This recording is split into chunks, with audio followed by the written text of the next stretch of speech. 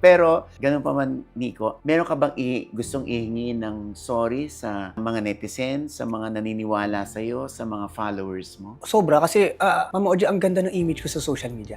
Bastos ako sa mga skit, pero 'pag about sa family, lagi silang bilib sa akin na sobrang faithful ko daw sa asawa ko, talagang buong buhay ko sila. 'Pag mga about sa family na yung post ko, parang sinabi nila na idol pa nga daw nila ako. Tapos parang tinraidor ko sila, yun yung feeling nila na parang tuloy iniisip ng ibang babae, wala na talagang matinong lalaki. So, humingi ng sorry talaga. Huwag sila mawalan ng pag-asa na meron pa ring matinong lalaki. Hindi ko ba sinabing ako yun, 'di ba? Meron diyan, kumbaga, at meron din namang lalaki na kagaya ko na nakakagawa ng pagkakamali na handang magbago. Siyempre sa mga naka-follow sa akin, sa mga netizen, sana bigyan nila ako ng chance din. Unti-unti sana mawala yung galit nila sa akin, samahan nila ako sa pagbabago ko at hindi ko sila bibiguin. Sana bigyan nila ako ng chance. Kung uli, siyempre, sorry sa kanila kasi hindi ako naging magandang halimbawa. Pero kung makikita pa rin nila ako, papatunayan ko na ang tao kaya magbago. Baka after 10 years, makapag-testimony ako niyan. Or 5 years na. Kailangan ko muna patunayan sa sarili ko na baka kasi ngayon, nadadala ko lang to dahil sa init ng issue, papatunayan ko sa sarili ko na kaya talaga magbago. At babalikan kita, Mama Oji, papatunayan ko yun sa inyo.